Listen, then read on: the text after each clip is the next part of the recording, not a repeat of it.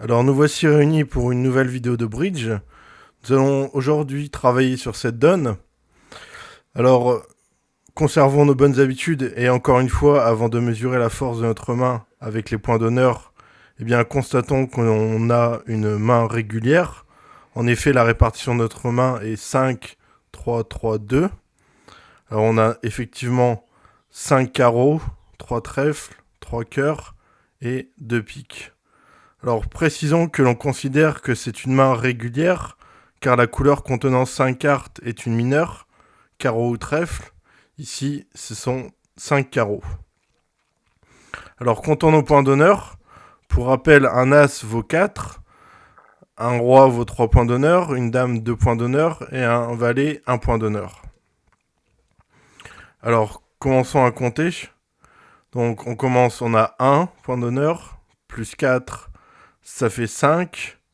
5 et 3, 8. 8 et 2, 10. Et 4, 14.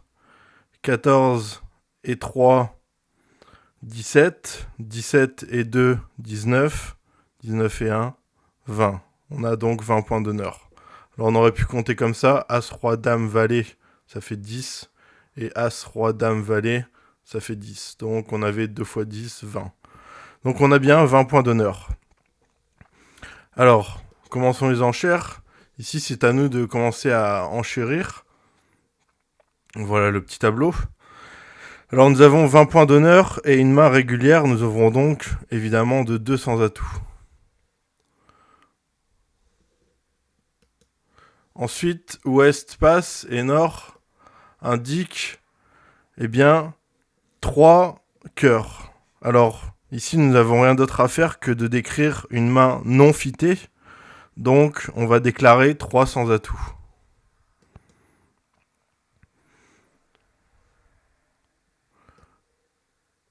Ici, ouest passe, nord passe et est passe. On va donc jouer une manche à 3 sans atout. Alors, ouest entame du 5 de trèfle. Et notre partenaire au mort dévoile ses cartes. Nous allons comme d'habitude compter nos gagnantes sûres et immédiates. Alors on en a une à pique, l'as de pique. On en a 3 gagnantes sûres et immédiates à cœur, l'as, roi, dame. Alors on ne compte pas le valet 19 puisque la main la plus courte à cœur est 3. Ensuite on a l'as de trèfle, donc ça nous en ajoute une. Et on en a 0 à carreau. Donc finalement, on possède 5 gagnantes sûres et immédiates. Alors, commençons à jouer. Alors ici, je vais jouer le 2 de trèfle. On peut se poser une question, est-ce qu'on est exposé à un danger ?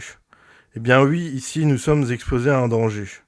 Nous devons faire tout notre possible pour que les adversaires ne puissent pas s'adjuger 5 plis, c'est-à-dire 4 trèfles et l'as de carreau. Ça, avant que nous ne puissions encaisser les 9 nôtres, donc les 5 gagnantes du début et 4 carreaux. Alors nous ignorons si ouest possède 4 ou bien 5 cartes à trèfle. Ici, nous laissons passer le roi de trèfle. Donc, on va laisser passer le roi de trèfle. En jouant petit trèfle, 3 trèfles. Alors on laisse passer le roi de trèfle, effectivement, car si Est possède l'as de carreau, il ne faut pas qu'il puisse rendre la main à son partenaire.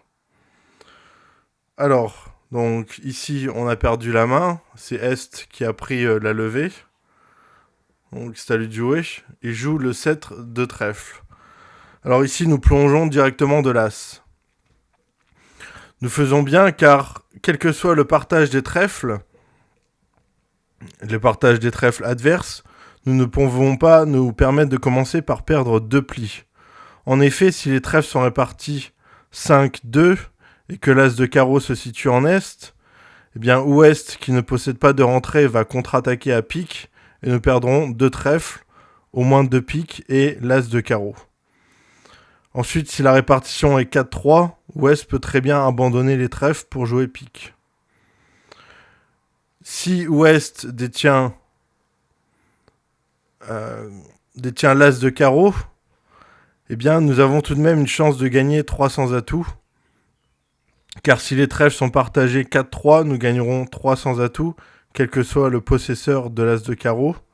On ne chutera finalement que si Ouest détient 5 trèfles et la reprise à carreau. Mais dans ce cas, nous ne regretterons rien. Non, rien de rien. Effectivement, de toute façon, il n'y avait rien à faire. Si Ouest détient 5 trèfles et la reprise à carreau, on ne peut rien faire.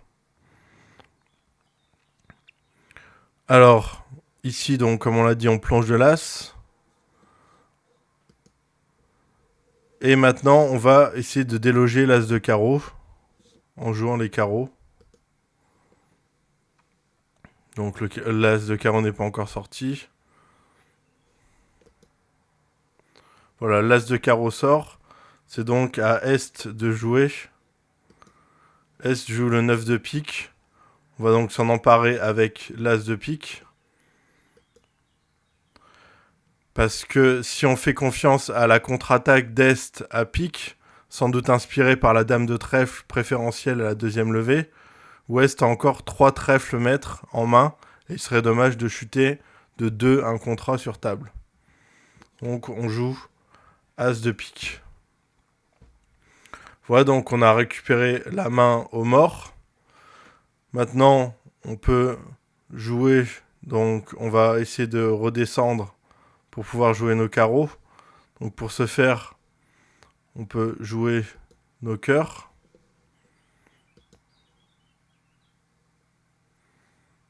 Votre cœur. 10 de cœur. Dame de cœur.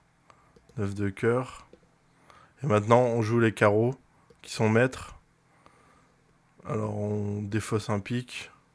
De toute manière, quoi qu'on défausse, on les fera pas. Hop.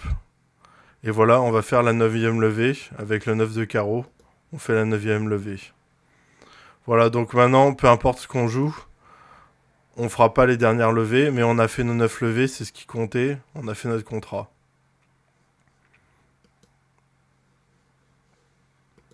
Hop. Et hop. Donc voilà, on a bien effectué notre contrat, on a bien fait nos 9 levées. Alors pour conclure sur cette vidéo, j'aimerais donner un principe. C'est que possesseur de 6 cartes et d'un seul arrêt dans une couleur attaquée par la défense, emparez-vous du deuxième tour de la couleur si vous projetez de perdre une fois la main et qu'une contre-attaque dans une autre couleur pourrait mettre votre contrat en danger. En fait, il s'agit d'une application de la règle de 7 que l'on a déjà évoquée dans une autre vidéo qui stipule, souvenez-vous, qu'après avoir effectué le total de vos cartes dans la couleur adverse, vous devez soustraire celui-ci de 7 pour savoir combien de fois vous avez intérêt à laisser passer. Voilà, c'est tout pour ce principe. J'espère que cette vidéo vous aura plu et que cette donne vous sera utile. Et je vous dis à bientôt.